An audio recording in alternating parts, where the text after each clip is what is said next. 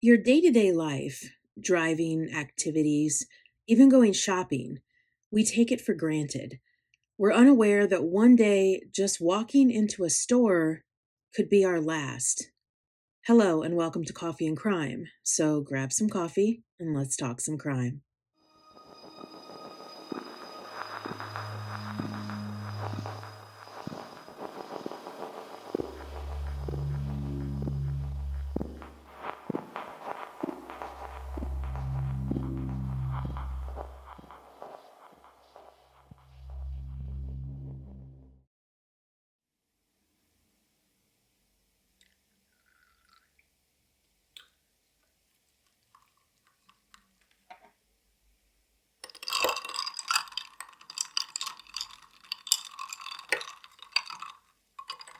If you're a plus size woman, you've heard of Lane Bryant.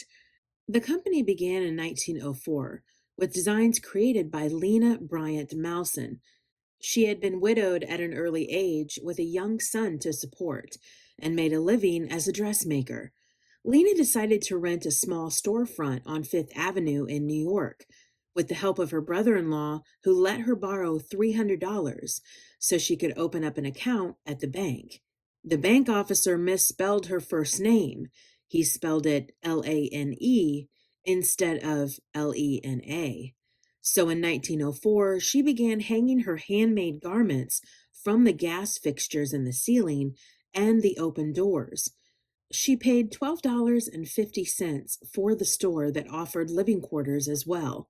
One of her pregnant customers came in one day and asked Lena to design something presentable but comfortable to wear in public.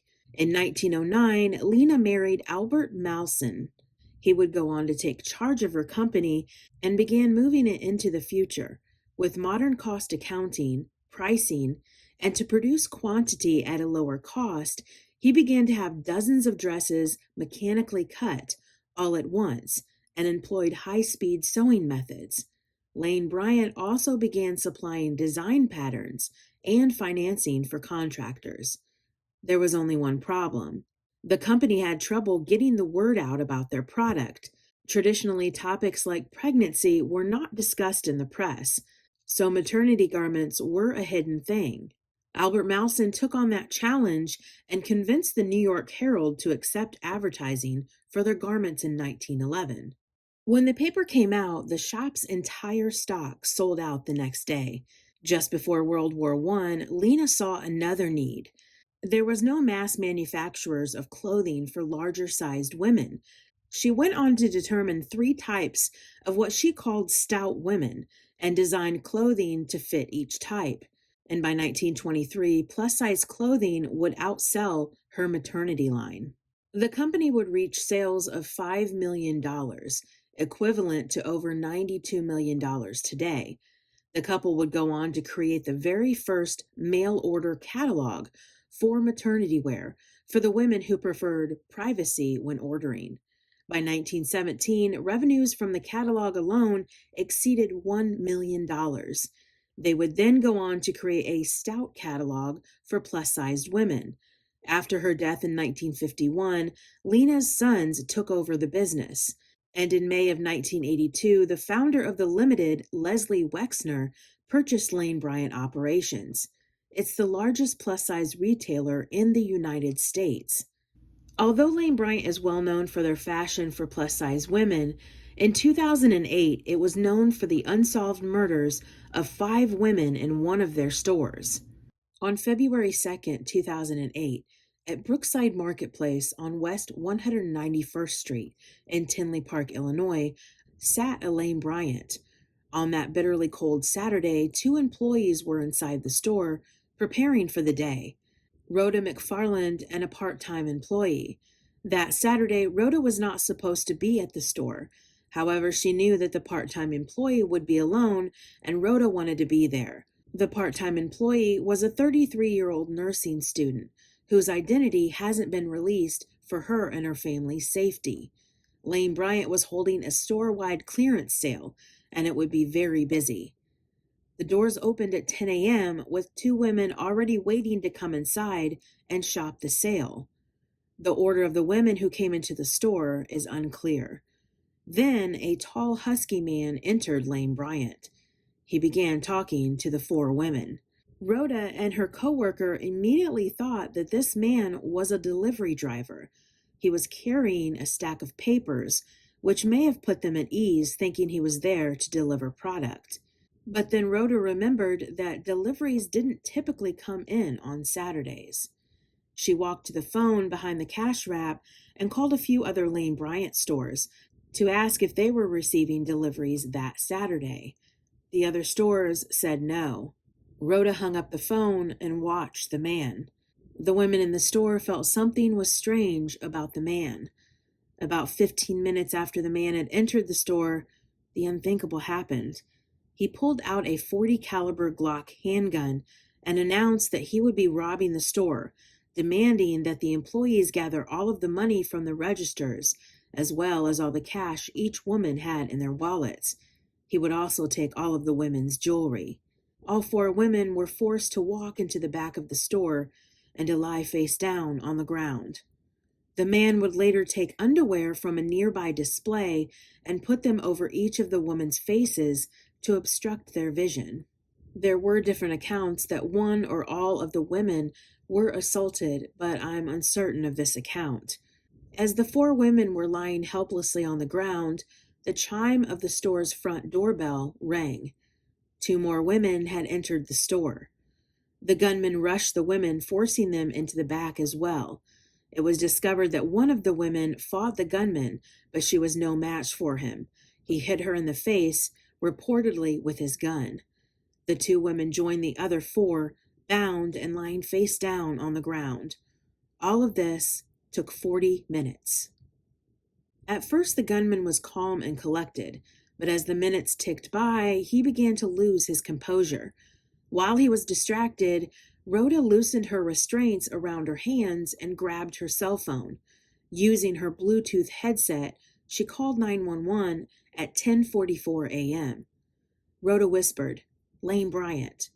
Operator, "Where at?" Rhoda, "Tinley Park. Hurry." Operator, "Stay on the line. Stay on the line. Let me get you to Tinley Park. Don't hang up." A male's voice can be heard in the background saying, "Don't be a hero, all right?" Then he yells, "I'm losing it." Then the line goes dead. Very shortly after the 911 call, police responded to the Lane Bryant and found a horrific scene. All five women had been shot in the head, execution style. The first paramedic, Kevin Collin, who arrived on the scene, spoke about that day, not realizing the police were still searching for the shooter until a cop approached him and told him there were five women inside that needed his help. Kevin opened the store door and stepped in. No one was in the store. He explained that it was desolate and eerily quiet. He saw a light underneath the door that led to the back room and made his way to it. He opened the door and the scene was gruesome. Five women lay motionless, and the sixth woman was around the corner, hidden behind a desk. She was still alive and inconsolable. The unimaginable things that our paramedics, firefighters, and police see. The victim, who was behind the desk, survived. The last second the bullet from the gun fired, she shifted her head to the right, causing the bullet to only graze her neck. The victims included Rhoda McFarland, the store manager. She was 42 years old. Born on January 10, 1966, to a large family in the outskirts of Chicago. In 1984, after graduating high school, she went on to enlist in the U.S. Air Force, where she would become a nurse practitioner. After getting out of the Air Force, Rhoda returned to the Chicago area and became involved with her local church. She would become a pastoral assistant and would kickstart many youth programs over the next several years. Rhoda would begin searching for a career when she applied to Lane Bryant for a temporary position. At first, she was only looking for a job to pay the bills, but within a short time, Lane Bryant asked her if she would be interested in managing the store. Rhoda found that she loved working at Lane Bryant and accepted the position. Jennifer Bishop, one of the customers who entered the store that morning, was only 34 years old. She was born on January 29th, 1974, and was a very talented nurse who worked in the ICU for more than a decade. Jennifer was devoted to her husband and her 3 young children, all under the age of 8. Her love of shoes and purses must have brought her into Lane Bryant that morning. She was accompanying her husband, who had a work conference in town, and stopped into the store because she was given a Lane Bryant gift card for her 34th birthday, just days before. Carrie Chiuso was a 33-year-old social worker. She was a devoted counselor at her former high school. Her husband, Tony, stated that when he first met Carrie, it was her smile that struck him. They were only married less than 2 years when she was murdered. Sadly, they had just begun to talk about having children, a dream that both of them never got to fulfill. That fateful morning, Carrie and Tony had planned to spend the day together. Her husband stayed home to finish some cleaning, and Carrie had to run to the bank and then to Lane Bryant to look for a shawl for their date. Connie Woolfolk was a single mother to 2 sons. She worked at the nearby Target and had recently founded a mortgage business with her mother. Using her excellent financial skills, she was excited for this new venture. Her friends and family said she was fiercely devoted to her loved ones and would stand up and fight for what was right. It is believed that Connie was the one who tried to fight the gunman. Blood was found underneath her fingernails, likely the blood of the shooter. That morning, Connie had just come from having a manicure and pedicure. She had stopped into Lane Bryant to look for an outfit. That night, she was going out with some friends, which was an uncommon thing for her to do. Connie was only 37 years old. Sarah Safransky was the youngest of the victims, at only 22 years old, but she was the oldest of 3 siblings. She graduated from a private Catholic school and was known to be bubbly, caring, and funny. She then went on to graduate from Northern University less than a year before and had lined up a job at CNA Financial Corporation in Chicago. Sarah was shopping for winter work clothes and decided to go to Lane Bryant that fateful day. 2 employees were scheduled to work that Saturday. However, Lori, a part-time employee, phoned the store on Friday and said that her son was having a medical emergency and that she would not be in for her Saturday shift. Laura, another part-time employee who was scheduled to work that Saturday, called out as well due to a hair appointment. These 2 women were very lucky. Of course, the first question is why? The murderer entered the store right when it opened at 10 a.m. Why so early? A theory was that he thought that the cash from the night before would still be there. However, the procedure for Lane Bryant is that each night the employees would empty the registers and make a bank drop or bank deposit. The 2 part-time employees, Lori and Laura, described the opening procedure for Lane Bryant. They said that there were 2 cash registers in the store, and each cash register was to have $200 in them at all times. They also said that most of the customers were regulars, and that they would pay with a debit or credit card. It was rare to have someone pay with cash. So why try and rob a clothing store in the morning? Another odd thing was that the gunman did not obstruct his face. Most robberies are committed by someone who wears a mask of some sort so that the victims are unable to identify the robber. So this man just strolls into Lane Bryant with no mask? Was the intent to rob each person that entered the store? And when he discovered that Rhoda had called 911, he thought his only option was to kill all 5 women? Police worked closely with the surviving victim, and on February 11th, they released a 3D sketch of the suspect, which opened up a flood of leads in the first 24 hours. The murderer is described as a black male with medium to dark skin tone. He had a husky build, broad shoulders, and his weight was estimated around 200 to 230 pounds. He is 6 feet to 6 feet 2 tall, and his age range was 25 to 35 years old at the time of the murders. His hair was braided with 3 to 5 puffy corn rows, pulled back towards the back of his head, and he had a receding hairline. One braid hung down his right cheek and had 4 light green beads on the end. He was said to have no visible scars or tattoos. He wore a dark winter coat. and black jeans that had rhinestones on the back pockets, which may have been in the shape of a cursive G. The suspect was also wearing a charcoal gray ski or skull cap. He used a .40 caliber semi-automatic Glock handgun. The .40 caliber Smith & Wesson bullet used in the murders is a rimless pistol cartridge, developed in 1990 as a law enforcement cartridge. Designed to duplicate the performance of the FBI's reduced velocity 10mm audio cartridge. Is the bullets used in this crime a clue? Developed for law enforcement? Could a police officer have done this crime? It's unlikely, but all avenues need to be looked at. One theory is that the gunman was a drug addict looking for money for his next high. Another theory was that he was one of the employee's ex-boyfriends, which was never determined. Lane Bryant had no security cameras in or around the building. However, the nearby target did have cameras which captured some movement in the Lane Bryant parking lot.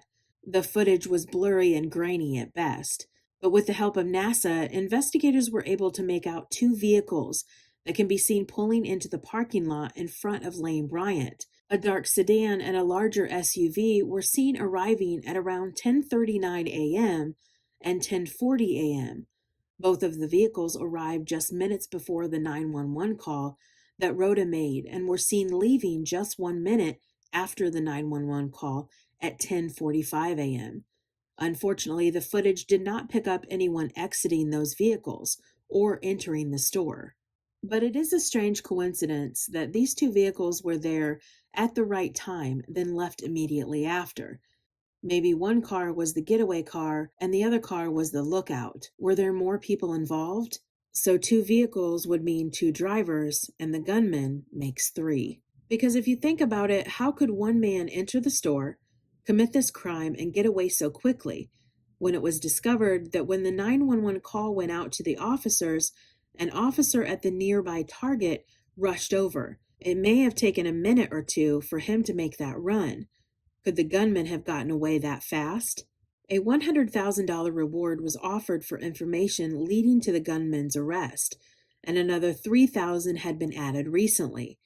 Half of the reward was donated by Lane Bryant's parent company, Charming Shops Incorporated. On February 6, 2008, Lane Bryant announced the establishment of the Lane Bryant Tinley Park Memorial Fund in honor of the 5 women who were killed. Lane Bryant also offered to pay for the victims' funerals. Police believe the attack was a robbery gone wrong, though the motive of the shooting has been a matter of debate. To see the wanted posters and hear the 911 call from that fateful day, you can visit the Village of Tinley Park, Illinois website and look for Lane Bryant Homicide Investigation. A true crime documentary is to be released in February of this year about this crime titled Who Killed These Women? The Tinley Park Five. If you have any information on this cold case, please contact Tinley Park Police Department at 708-444-5300 or go online to lanebryant.tipline@tinleypark.org. When the shopping center reopened after the crime, Lane Bryant moved out, and the building remained unused until 2018, when it was eventually demolished. TJ Maxx built a new building on the property. You watch true crime shows such as 48 Hours, Dateline, or the many others out there, and most of the episodes end up with a kind of happy ending. The murderer gets caught, convicted, and sent to prison to live out the remainder of their days. But when a crime such as this happens and the murderer doesn't face the justice they deserve, it leaves a sickening feeling, because that person or persons is walking among us, waking up to sunlit days, maybe working at a place they love, or maybe even married and raising a family.